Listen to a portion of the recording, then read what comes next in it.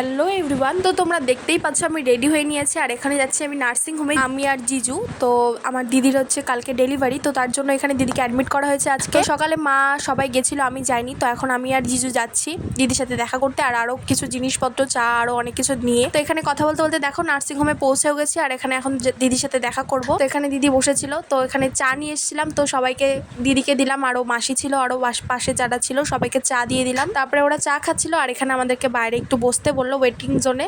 তো এখানে আমি আর জিজু বসেছিলাম। তো ও কিন্তু ভিডিওর সামনে একদম কমফোর্টেবল না, তাও আমি জোর করে ভিডিও করছিলাম আর হাসছিল। তো এখানে ওয়েট করতে করতে অনেকটাও রাত হয়ে গেছিলো, 8:30 বাজে আর আমাদের প্রচন্ড খিদে পেয়ে গেছিল, যেহেতু আমরা 4:30টায় বেরিয়েছিলাম। তো তার জন্য আমরা এখানে চলে গেলাম পাশেই যেহেতু ক্যাফে আড্ডা, তো ক্যাফে আড্ডাতে চলে গেলাম। আমরা একবার ডিনারটা করে নিলাম, তো তারপরে আবার এসেছিলাম নার্সিং হোমে। তো এখানে দিদির জন্য খাবার নিয়ে গেছিলাম, তো দিদিকে খাওয়ানো হয়ে গেছে কিনা ডাক্তারের সাথে কথাবার্তা বলে তারপরে চলে গেলাম বাড়ি। আর বাড়ি যেতে যেতে আমরা প্রায় 10:30 বেজে গেছিলো। তো চলো দেখা হচ্ছে নেক্সট পার্টে, টাটা।